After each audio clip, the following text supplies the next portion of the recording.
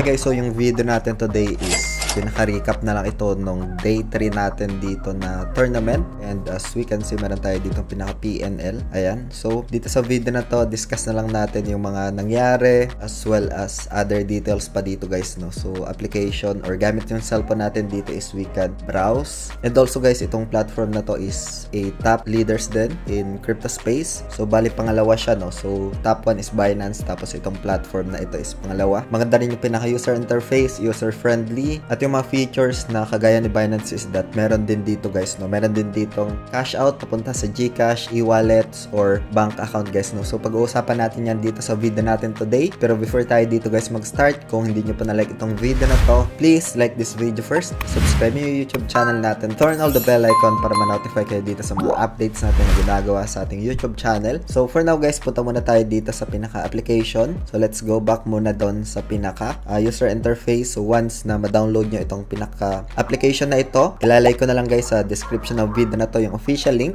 para mapuntahan nyo and para na rin makaiwas sa mga phishing links online guys, no? Or pwede nyo ring i-scan itong pinaka-QR code na ito if na-view na itong video na to sa desktop. Meron na ding pinaka-trading fee discount. So for now guys, punta na tayo dito sa pinaka-user interface. So as mentioned kanina guys, ito is pinaka-recap, no? So punta muna tayo doon sa tournament details natin. So andito naman sa pinaka-application, like for example, slide lang natin going to the left ito. So 1 of 5. So select lang natin to. Ito yung ongoing tournament, no? So it's a pre-halving tournament event as we can see dito sa my dashboard. So select ko muna itong my dashboard natin. Pwede nyo rin guys i-access ito, no? So if you have an account dito, pwede nyo i-check kung sino yung mga nagko-compete dito. So dito guys, sa team namin, walo lang kami dito na nag-qualify out of 58, no? Current team rank is nasa 57. We started 43 pero malalakas din yung mga participants dito. This is global, no? So over 120 plus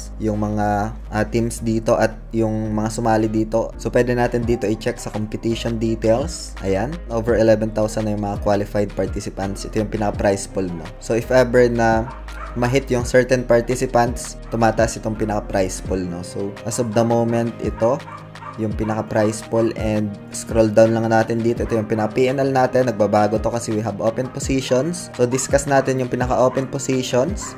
Back muna tayo dito. So, back muna natin dito sa pinaka-user interface. So, dito guys, as mentioned, halos kaparehas lang talaga siya din ni Binance and other application dito. Sobrang smooth lang din kung gusto mo dito mag P2P. Kung gusto mo i-withdraw yung pinaka-assets mo like papunta sa GCash is that select mo lang itong P2P and then dito sa P2P trading and then pagkatapos nyan, set up ka lang dito. So, gusto mo ibenta, sell mo lang siya dito. And then like for example, dito sa may sell, dito kung ilan na USDT.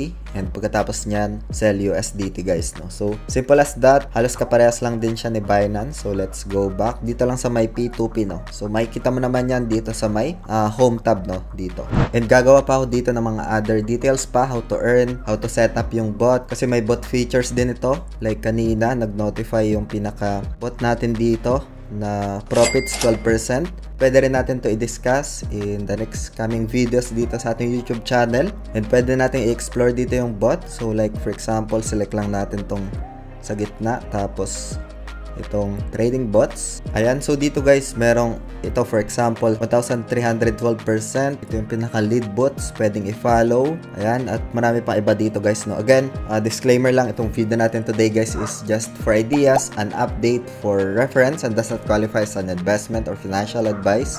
It's better for us to make our own due diligence, do proper research pa rin dito kasi as we all know, crypto is very volatile and risky guys, no? So yun guys, speaking of risky, na-encounter natin yung mga losses. So dito sa ating YouTube channel, so during day 2 guys, dito na-experience natin yung loss, yung open positions natin na loss. So na-discuss ko dyan kung ano yung approach ko na ginawa. So in crypto space, that's normally happens guys, no? During that day, I'm transparent naman to share yung pinaka-losses as well as kung ano yung mga results ng trades during that time guys, no? So pwede nyo panoorin yan if you want. So meron tayong live day 4 na. So I'll try to live yung day 3 pero sobrang dami din tayong task on our end. Yun, this is just a recap, no? And you can watch day 4. Our live is andito naman, scheduled na siya. And punta muna tayo doon guys sa ating pinaka-app, no? So dito guys, balik muna tayo dito. So select ko muna dito yung mga trades natin dito guys, no? Like for example, meron ako dito mga clean nose.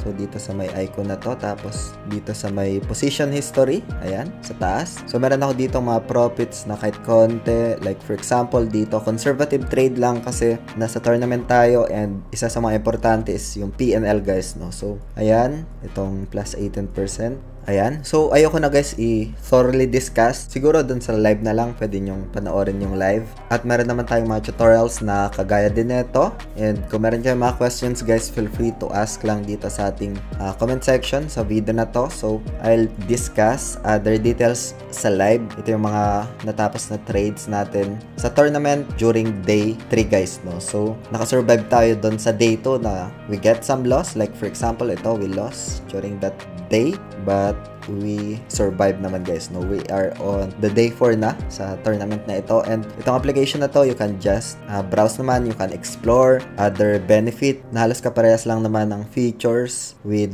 Binance guys, no? So you can just check this one and you can explore itong application na ito guys, no? Lalay ko na lang yung official link sa description ng video na to or sa my pinned comment guys, no? So that's it. Hope you get some ideas today guys. Hope you get some updates. Maraming salamat ulit sa panunood. Ingat tayong lahat. Peace out. Bye for now.